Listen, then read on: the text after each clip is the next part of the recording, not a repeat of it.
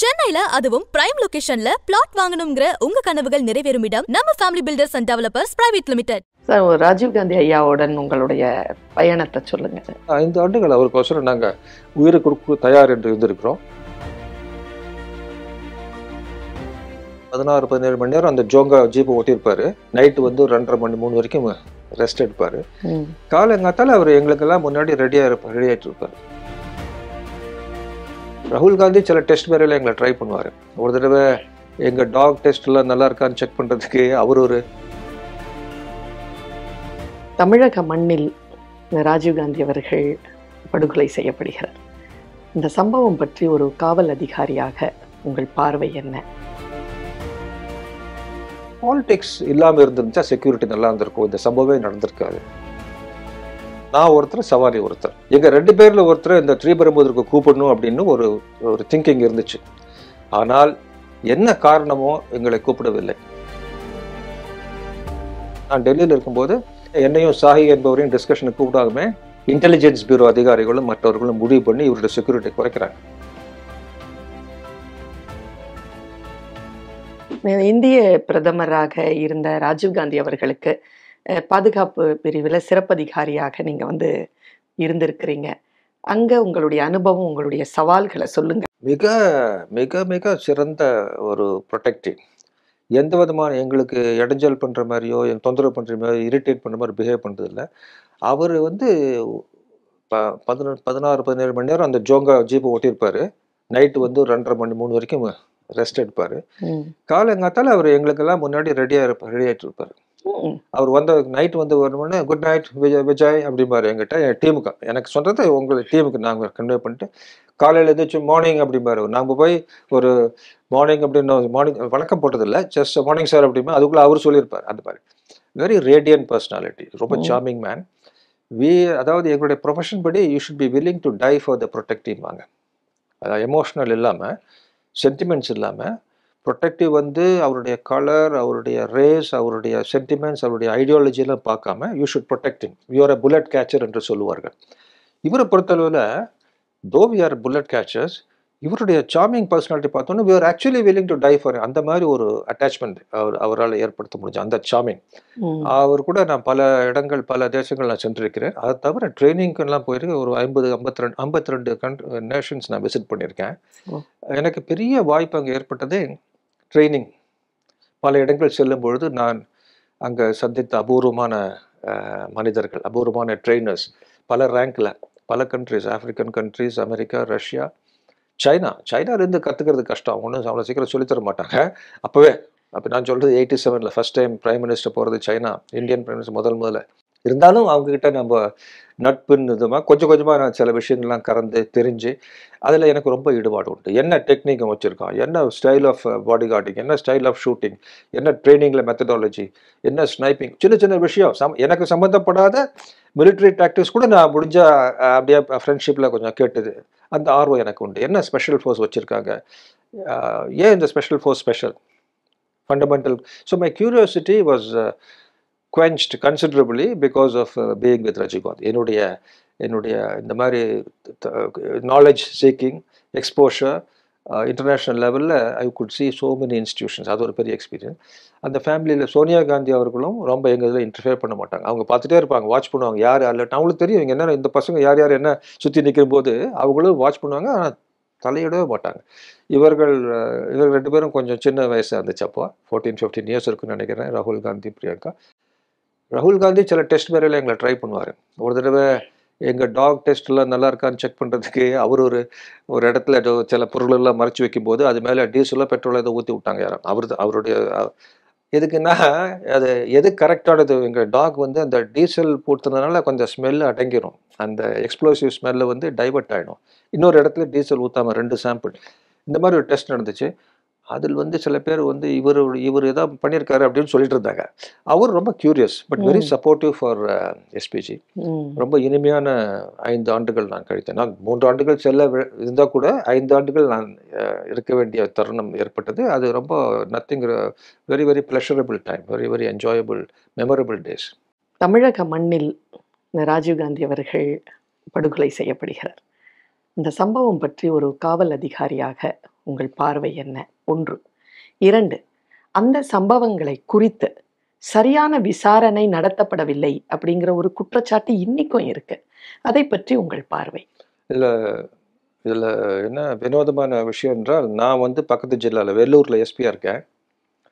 சவானி என்பவர் அவர் எஸ்பிஜியில் கூட பிஎம் செக்யூரிட்டியில் எனக்கு ஈக்குவலாக இருந்தவர். அதே டியூட்டி. நாங்கள் 4 எஸ்பிஸ் ரொம்ப முக்கியமான ரோல் இருக்கோம். அவர் கூடயே பாடி கார்டில் இருப்போம். நானும் சவானியும் ஈக்குவலி ட்ரெயின்ட் ஃபாரின் கண்ட்ரியில் ஒரு ஸ்பெஷல் ட்ரைனிங் எடுத்த 2 அதிகாரிகளில் அவரோடு நான் ஒன்று. இன்னும் 2 அதிகாரி எடுத்தாங்க. அவங்க வந்து அதை கிளியர் பண்ண ஃபுல்லாக முடிக்க முடியவில்லை. அந்த ட்ரைனிங் அப்படி ஃபுல்லாக முடிக்க முடியவில்லை என்றால் அதுக்குள்ளே வாய்ப்பு அவருக்கு கொடுக்கப்படவில்லை. 3 நாள் தான் ஒரு ட்ரைனிங் நடந்துச்சு. இன்னொரு ஆளுக்கு காலில் அடிபட்டு வந்து விட்டார். ஸோ 4 பேர் தான் அனுப்பப்பட்டோம். 2 பேர் தான் சக்ஸஸ்ஃபுல்லானோம். நான் ஒருத்தர், சவானி ஒருத்தர். சவானி இப்பொழுது ரிட்டையர் ஆகி டெல்லியில் இருக்கார். அவர் தஞ்சாவூர் எஸ்பி. எங்கள் 2 பேரில் ஒருத்தர் இந்த ஸ்ரீபெரும்புதூருக்கு கூப்பிடணும் அப்படின்னு ஒரு திங்கிங் இருந்துச்சு. ஆனால் என்ன காரணமோ எங்களை கூப்பிடவில்லை. சவானி நான் வந்ததுனால இவர் சேவ் பண்ணியிருப்பேன் நான் சொல்ல விரும்பவில்லை. எங்களுடைய நோக்கம், எங்களுடைய அப்ரோச், எங்களுடைய கன்செப்சுவலைசேஷன், பிளானிங் கொஞ்சம் வித்தியாசமாக இருக்கும். அதான் வந்து ஒரு லேயர் ஆஃப் செக்யூரிட்டி என்று சொல்வார்கள். ஆனியன்ஸ் மாதிரி, ஆனியனில் இருக்கும்போது அந்த இதை உரிக்கி அந்த மாதிரி இன்னர் கார்டன், அவுட்டர் கார்டன், அப்புறம் ரிமோட் கார்டன் இந்த மாதிரி சொல்லுவாங்க. அப்புறம் க்ளோஸ் ப்ரொடெக்ஷன் டீம், சிபிடி. நான் சிபிடியில் இருந்தவர். எங்களுக்கு அந்த அப்ரோச் வந்து கொஞ்சம் வித்தியாசமாக செய்வோம். அவர் ஆந்திராவிலேருந்து அவர் இந்த ஃப்ளைட்டில் ஏறி விஜயவாடாலேருந்து எங்கேருந்து புறப்பட்டு வர்றாரு. அவர்கிட்ட இருக்கிறது ரொம்ப சின்ன செக்யூரிட்டி. அந்த டெல்லி போலீஸ் சேர்ந்த ஒருத்தரும் சின்ன. இங்கே இருக்கிறவங்கெல்லாம் தமிழ்நாடு போலீஸ் ரொம்ப சிறப்பான அதிகாரிகள். நான் சொன்னேன் எஃப்ஏ ரூல் மாதிரி பெரிய ஜாம்பவான் இருந்த போலீஸ். எப்பவுமே ஸ்காட்லாண்ட் யார்டுக்கு ஈக்குவல் என்று சொல்லக்கூடிய போலீஸ். தமிழ்நாடு போலீஸோட தரம் குறைவு அப்படி சொல்லவில்லை. ஆனால் அங்கு கொடுக்கப்பட வேண்டிய எஸ்பிஜி ப்ரொடெக்ஷன் அப்போ இல்லை, விட்ரா பண்ணிட்டாங்க. அடுத்த கவர்மெண்ட் வந்த உடனே விட்ரா பண்ணிட்டாங்க. யார்? விபி சிங் கவர்மெண்ட் வந்த உடனே அது விட்ரா பண்ணிட்டாங்க. ராஜீவ்காந்தி கொடுக்கப்பட்ட இது வந்து விபி சிங்கனுடைய தவறு இல்லை, நம்ம அதிகாரிகளுடைய தவறு. சரியான அட்வைஸ் கொடுக்காம பாலிட்டிக்ஸ் அண்ட் ப்ரொடெக்ஷன் கொடுத்துட்டாங்க, பொலிட்டிசைஸ் பண்ணிட்டாங்க செக்யூரிட்டியை. ராஜீவ்காந்தி அவர்களிடம் ஏன் அவ்வளவு செக்யூரிட்டி இருக்க வேண்டும் அப்படி? எஸ்பிஜி வந்து ரொம்ப பெருசு, இது எக்ஸ் பிரைம் மினிஸ்டர் ஆகிட்டாருன்னு சொல்லி குறைத்து விட்டார்கள். நான்லாம் வந்து ராஜீவ்காந்தி கிட்ட இருக்கும்போது திடீர்னு விட்ரா பண்ணிட்டாங்க. அது தப்பு இல்லை, புது பிரைம் மினிஸ்டர்கிட்ட அனுப்பிச்சிட்டாங்க. நான் ஒரு செக்யூரிட்டி அவருக்கு பண்ணேன், விபி சிங்க்கு. நான் அம்ரிஸ்டருக்கு அவரை கூப்பிட்டு பண்ணேன், கோல்டன் டெம்பிள். அதுக்கப்புறம் எனக்கு போதும்னு சொல்லி நான் மொரிஷியஸுக்கு ட்ரைனிங், அந்த கண்ட்ரி மேலே ட்ரைனிங் கொடுக்கறதுக்கு நான் போயிட்டேன். திரும்பி வரதுக்குள்ள எங்களெல்லாம் திருப்பி ஸ்டேட்டுக்கு அனுப்பிச்சிட்டாங்க. இது நடந்து கொஞ்ச நாள் நடிச்சு 91 மேல நடக்குது அந்த சம்பவம், 21ஆம் தேதி. அப்போ என்னை பொறுத்தளவில் என்ன நினைக்கிறேன் என்றால், அவருடைய ரெக்குவயர்மெண்ட், அவருடைய தேவைக்கு தகுந்த செக்யூரிட்டி கொடுக்கப்படவில்லை.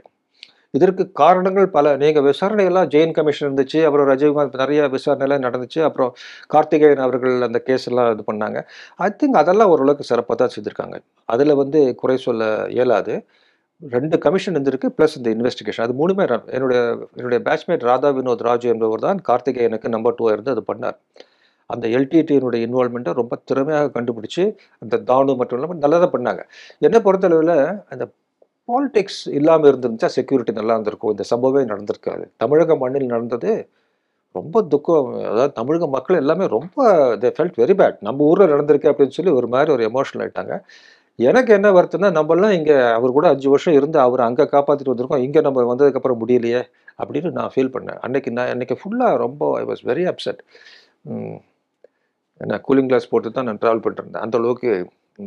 அந்தளவுக்கு பர்சனல், அந்தளவுக்கு என்னுடைய பிரதர் நான் இழந்த போது எப்படி இருந்தோனோ அது மாதிரி தான் அவர் இருக்கும்போது என்னுடைய ஃபேமிலி மெம்பர் போன மாதிரி தான் நான் ஃபீல் பண்ணேன். பிகாஸ் அந்த 5 ஆண்டுகள் அவருக்கோசரம் நாங்கள் உயிரை கொடுக்க தயார் என்று இருந்திருக்கிறோம்.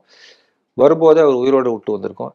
இங்கே வந்து ஒரு துர்பாகியமான சுச்சுவேஷனில் ஒரு டிஸ்கஷனில் நான் டெல்லியில் இருக்கும்போது என்னை அந்த டிஸ்கஷனுக்கு கூப்பிடாம, என்னையும் சாஹி என்பவரையும் டிஸ்கஷனுக்கு கூப்பிடாம இன்டெலிஜென்ஸ் பியூரோ அதிகாரிகளும் மற்றவர்களும் முடிவு பண்ணி இவருடைய செக்யூரிட்டி குறைக்கிறாங்க.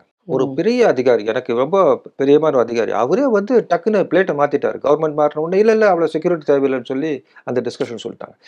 இந்த மாதிரி ஒரு இதை பார்க்கும்போது எதுக்கு இந்த பாலிடிக்ஸை வந்து செக்யூரிட்டியில் ப்ரொஃபஷனலாக பண்ணாமல் இந்த மாதிரி பண்ணிட்டாங்கன்னு சொல்லி அந்த வருத்தம், அந்த தாக்கம் இப்பொழுதும் எனக்கு உண்டு. எதற்காக நான் வந்து 5 வருஷம் இருந்துட்டேன், நான் போகிறேன் அப்படின்ற ஒரு மனநிலை ஏன் உங்களுக்கு வந்தது? அதாவது ஒரே இடத்துல கண்டினியூ பண்ணிட்டு இருக்கும்போது ஸ்டாட்டிஸ், அதாவது ஒரு ஸ்லாக்னஸ், ஒரு இம்ப்ரூவ்மெண்ட், இன்னோவேஷன் ஒன்று நம்ம என்ன செய்ய நினைக்கிறோமோ அதெல்லாம் 1, 2, 3 ஆண்டுகள் செய்யலாம். நான் பல புத்தகங்கள், மேனேஜ்மெண்ட் புத்தகத்தில் கண்டினியூஸாக நம்ம 3-4 சப்ஜெக்ட் எனக்கு ரொம்ப இன்ட்ரெஸ்ட். ஒன்று லிட்ரேச்சர், ஹிஸ்ட்ரி, அப்புறம் மிலிட்ரி ஹிஸ்ட்ரி, அப்புறம் டாக்டிக்ஸ் ஸ்ட்ராட்டஜி, அப்புறம் வந்து கார்ப்பரேட் லீடர்ஸ் பற்றி உள்ள புக்கெல்லாம் வாசிப்பேன். இதில் மேனேஜ்மெண்ட் தியரிஸ் மற்றெல்லாம். அதை மாதிரி நான் பல இதில் கவனித்தது, எப்போ வந்து பீக் பர்ஃபார்மன்ஸ் இருக்கோ அதோட நம்ம ஒதுங்கிறது better. When you are at the peak. நம்ம வந்து ஒரு ஒரு ரொம்ப ஸ்லாக் ஆகி ஒன்றுமே இன்னோவேஷன் நம்ம முடிஞ்சு போய் ஒன்றும் கான்ட்ரிபியூஷன் கிடைக்காத லெவலில் ரிட்டையர் ஆகிறத விட எப்போ ஓரளவுக்கு பெர்ஃபார்ம் பண்ணும்போதே நம்ம இடத்த மாறணும் அப்படின்னு நான் ஒரு it is not everything about you இல்லையா சார்? No, ஒரு not நீங்க about வந்து me. ஒரு இடத்துல இருக்கும் பொழுது it's not everything about you. Not about me. The possibility there are better people then you waiting to come in. இப்போ கமிஷனாக இருக்கும்போது பல பேர் அந்த போஸ்ட்டுக்கு வரணும்னு பிரியப்பட்டிருக்கலாம், பிரியப்பட்டாங்க. எனக்கு வந்து கமிஷனாக வரணும்னு நான் நினச்சி பார்க்கவும் இல்லை. ஆனால் கமிஷனர் ஆனால் என்ன செய்வேன் அப்படின்னு ஒரு 2-3 ஐடியா நான் முன்னாடியே திங்க் பண்ணியிருந்தேன். நேஷனல் போலீஸ் அகாடமி நான் போவேன்னு நான் கண்டிப்பான உறுதியே இல்லை. ஆனால் நேஷனல் போலீஸ் அகாடமி டைரக்டரை பார்க்கும்போது நான் நேஷனல் போலீஸ் அகாடமி டைரக்டராக தான் என்ன செய்வேன் அப்படின்னு ஒரு சில விஷன் வச்சுருந்தேன். ஆக்சுவலாக அங்கே போகிறதுக்கு ஒரு முன்னாடி 6 மாதத்தில் என்னென்ன செய்ய முடியும் அப்படிங்கிற ஒரு மேனேஜ்மெண்ட் புக், அந்த டைட்டில் மறந்துட்டேன். இன் 6 months, ஃபர்ஸ்ட் 6 months என்ன செய்ய முடியும்னு ஒரு புஸ்தகம் படித்தேன். அந்த புஸ்தகம் படித்து கொஞ்ச நாள் எனக்கு போஸ்டிங் வந்துச்சு. அந்த புஸ்தகத்தில் இருக்கிற 4-5 ஐடியா அப்படியே நான் அங்கே ஈஸியாக கன்வெர்ட் பண்ண முடிஞ்சுது. ஸோ நான் மற்றவங்களுக்கு இன்டிஸ்பென்சிபிள் நான் எப்பவுமே நினைக்கவில்லை. ஏன்னா சிட்டி போலீஸில் நல்லபடியாக இருந்தேன். திடீர்னு ஒரு நாளைக்கு எனக்கு திருப்பியும் எஸ்டிஎஃப்க்கு போக சொல்லிட்டாங்க. அதுக்கு வேற நிர்பந்தங்கள், சூழல்கள் இருந்துச்சு. அப்போ மேடம் ஜெயலலிதா அவர்கள் சொன்னது, நீங்கள் ரொம்ப சிறப்பாக பணிபுரிந்திருக்கீர்கள், you have been people say you are one of the best officers, best கமிஷனர்ஸ்லாம் அப்படி இப்படின்னு சொன்னாங்க.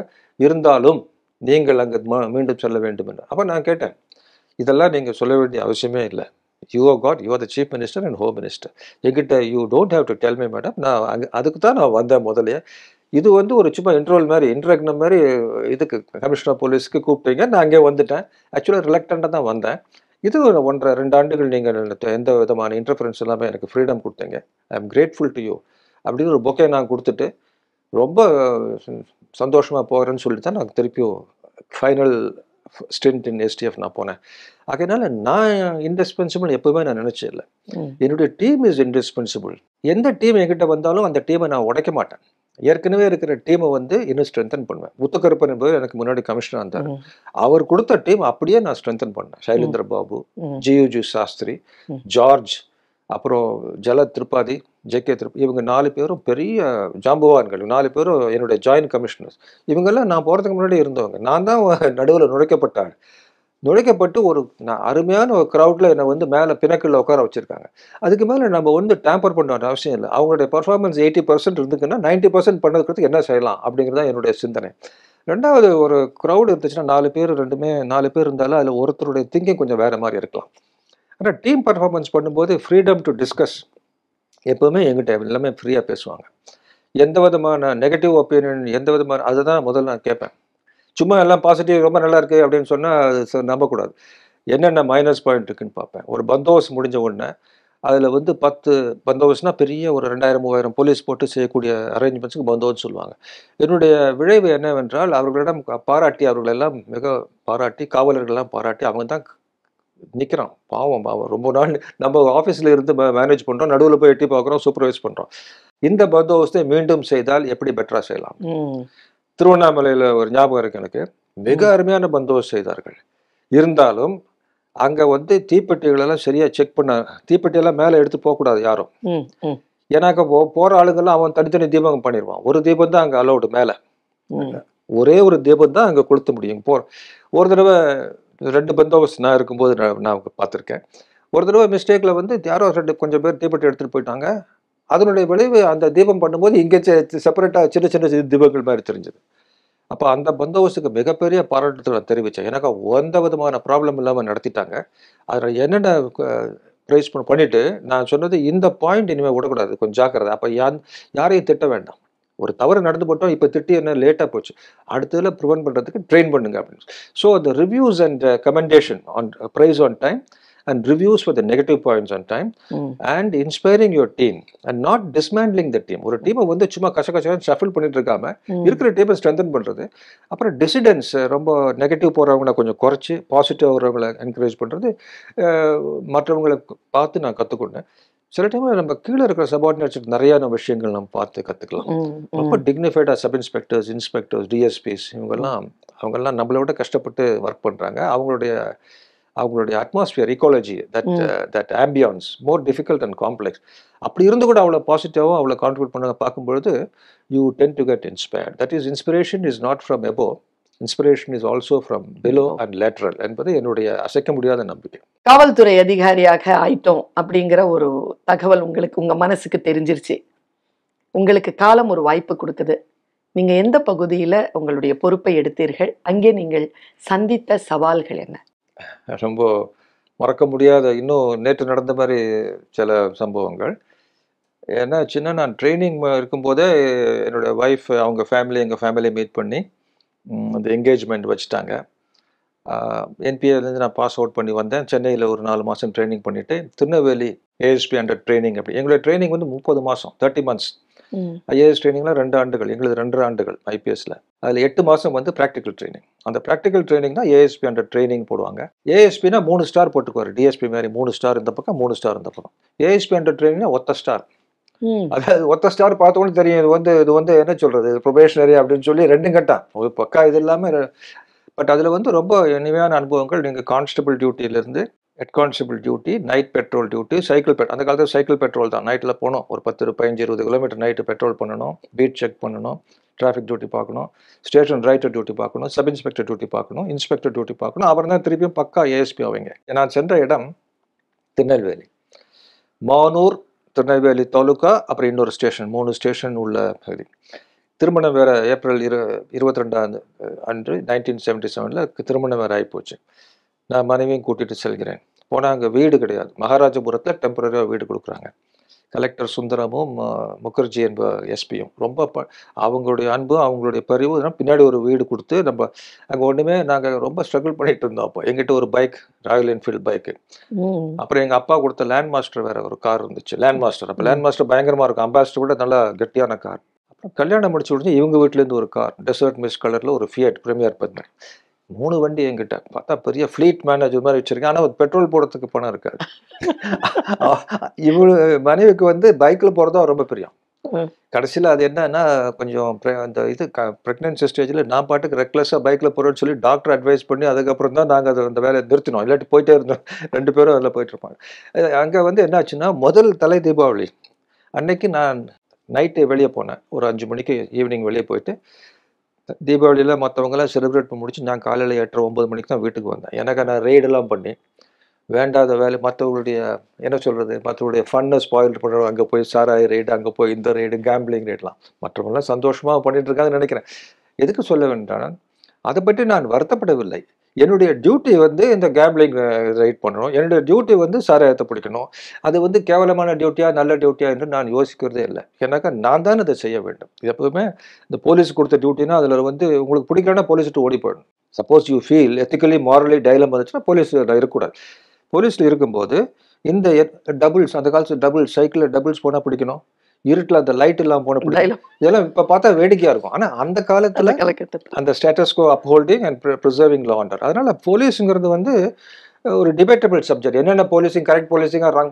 நான் அந்த மாரல் எத்திக்கல் டெலமாஸில் போகிறேன். என்னுடைய டியூட்டி கொடுத்துருக்காங்க, அது செஞ்சிட வேண்டியன்னு சொல்லி ரொம்ப சின்சியர். அன்றைக்கி ஃபுல்லாக நைட்டெல்லாம் சுற்றிட்டு 8:30 மணிக்கு 9 மணிக்கு தான் பிரேக்ஃபாஸ்ட்டுக்கு வரேன். இதுதான் எங்களுடைய தீபாவளி. இது மாதிரி தான் தொடர்ந்து பல டிஃபிகல்ட் சுச்சுவேஷன்லேருந்து நம்ம. ஆனால் இது டிஃபிகல்ட்டியாகவே நம்ம பெருசாக நம்ம இன்னும் பெரிய வேலை செய்யணும்னு நினச்சதே கிடையாது. ரொம்ப கேஷுவலாக, ரொம்ப கூலாக, அது ஒரு சந்தோஷமாக தான். என்ன தான் டஃப்னஸ் வந்து சந்தோஷமாக தான் எடுத்தேன். அதுக்கு ஒரு சப்போர்ட் இருந்துச்சுங்க. அதை முடிச்சுட்டு நான் கன்னியாகுமரிக்கு போஸ்ட் பண்ணாங்க.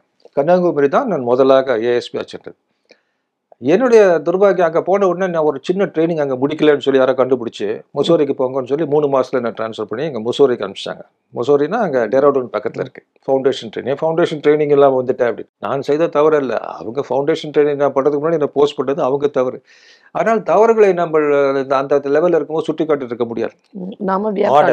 பேசாமல் போயிட்டேன். அங்கேருந்து திரும்பி வந்த உடனே என்ன இன்னொரு திண்டிவனம் அப்படிங்கிற இடத்துல போட்டாங்க. அங்கே இன்னொரு வேடிக்கையான சம்பவம். திண்டிவனம் நடந்த உடனே விழுப்புரத்தில் மாபெரும் கலவரம் நடந்துச்சு. பெரிய கலவரம். இப்போ 14, 15 பேர் கொல்லப்பட்டார்கள். இது வந்து 1978. இதெல்லாம் இப்போ ஞாபகத்திலே இருக்காது. ஏதோ கூகுளில் போட்டு பார்த்தா தெரியும் விழுப்புரம் கலவரம். அந்த ஜாதி கலவரம் வந்த உடனே என்ன ஏஎஸ்பி பக்கத்தில் இருக்க நான் போகிறேன். அதில் வந்து கொஞ்ச நாள் பிஸியாக இருந்தேன். அந்த கலவரம் முடிஞ்ச உடனே ஒரு அதிகாரி என்னை சந்திச்சார். அந்த டைமில் தான் ஒரு சின்ன வீட்டுக்கு செல்ல வேண்டிய, நான் கொஞ்ச நாள் எனக்கு ஹாலிடேஸ் தேவைப்பட்டது. அவர் வந்து என்கிட்ட கேட்குறார், 8 குழந்தைகள் எனக்கு, நான் வந்து இந்த இந்த இந்த இந்த இடம் எனக்கு கிடைச்சதுன்னா ஈஸியாக இருக்கும், நான் டிஜி கிட்ட கேட்கலான்னு இருக்கேன், உங்களுக்கு இங்கிருந்து செல்ல ஏதாவது அப்ஜெக்ஷன் இருக்கான்னு கேட்குறாரு. அப்போ இந்த மாதிரி டைரெக்டாக என்கிட்ட கேட்ட உடனே நான் சொன்னேன், இது நான் முடிவு பண்ணுற விஷயம் இல்லை, நீங்கள் அங்கே வேணால் சொல்லுங்கள், அங்கே சொல்லுங்கள், விஜயகுமார்ட்ட பேசினேன், அவருக்கு எங்கே வேணால் போகிற ரெடின்னு சொல்லிட்டாருன்னு சொல்லுங்க அப்படின்னு. அதே மாதிரி போய் அவர் சொல்லியிருக்காரு. அதே மாதிரி என்னை எடுத்து பட்டுக்கோட்டைக்கு போட்டாங்க. பட்டுக்கோட்டையில் தான் நான் கொஞ்சம் லாங் டென்யூர் 9 மாதம் இருந்தேன். அப்புறம் வால்டர் தேவாரம் அங்கே டிஐஜி இருந்தவர் திருச்சி சிட்டிக்கு என்னை எடுத்துக்கிட்டார். அந்த போஸ்டிங் தான் விரட்டாமல், ஏஎஸ்பி இருக்கும்போது விரட்டாமல் அவரை கூப்பிட்டார். மற்றெல்லாம் ஒரு யாருடைய மிஸ்டேக்லேயோ அங்கங்கே அனுப்பப்பட்டேன், அவரே கூப்பிட்டு அங்கே அனுப்பிச்சார். அங்கே போய் கொஞ்ச நாள் இருந்தேன். அங்கிருந்து சென்னைக்கு லக்ஷ்மி நாராயணன் அவர்கள் செம்பிஎம் என்ற இந்த பெரம்பூருக்கு அந்த காலத்தில் ஐபிஎஸ் ஆஃபீஸர் சிட்டிக்கு போட மாட்டாங்க, அந்த ரேங்க்ல, ஏசி ரேங்க்ல. நானும் கேவிஎஸ் மூர்த்தி என்பவர்கள் தான் முதலாக 30 ஆண்டு கேப்புக்கு அப்புறம் விஆர் லட்சுமி நாராயணன் போனது அந்த காலத்தில் இருந்திருக்கார் 1956. அதுக்கப்புறம் நாங்கள் தான் 1980 நானும் அவரும் 2 பேர் போஸ்ட். அவர் புளியந்தோப்பு, நான் செம்பியம். சிட்டி போலீஸில் ஒரு இனிமையான ஒரு டிஃப்ரெண்ட் எக்ஸ்பீரியன்ஸ்.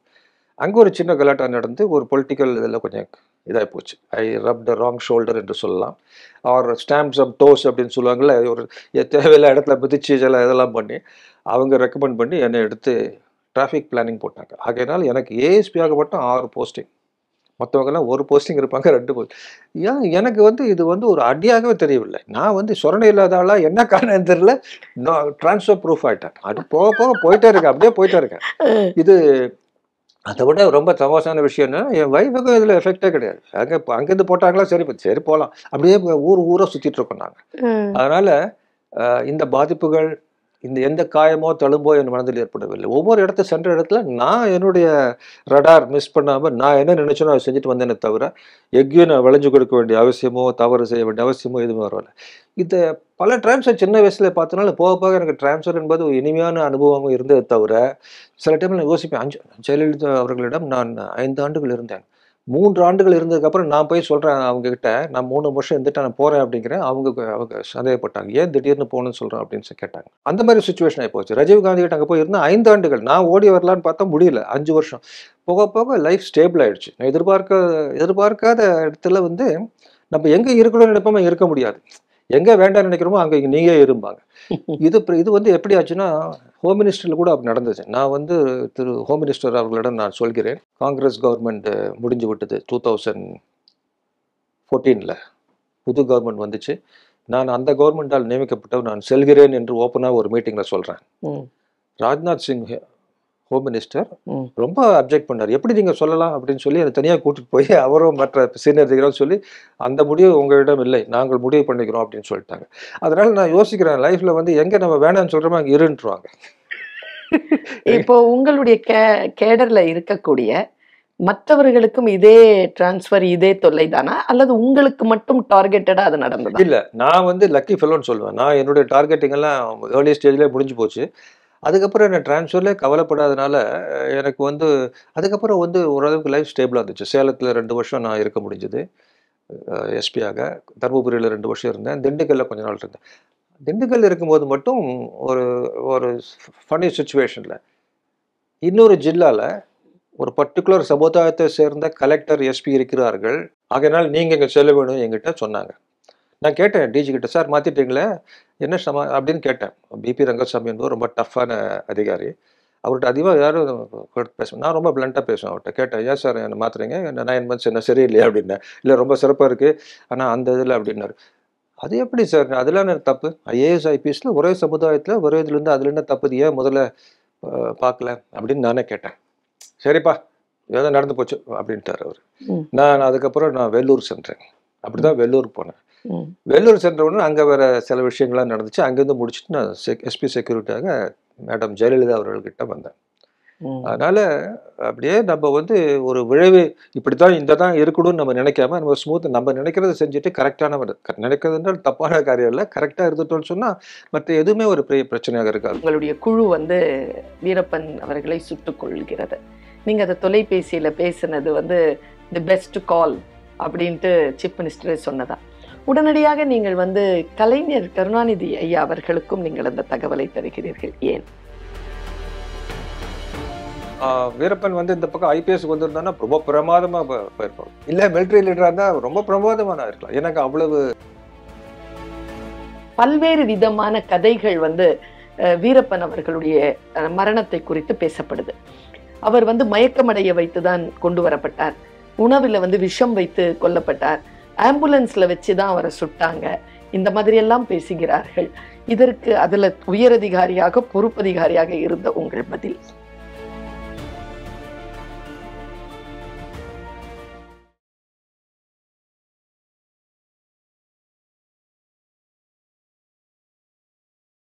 சென்னையில அதுவும் OMR மாதிரியான பிரைம் லொகேஷன்ல உங்க பட்ஜெட்டுக்குள்ள 90% பேங்க் லோன் ஆஃபரோட பிளாட் வாங்கணுமா? அப்போ பிளாட் வாங்கணுங்கிற உங்க கனவுகள் நிறைவேறும் இடம் நம்ம family builders and developers private limited. முந்துங்கள்.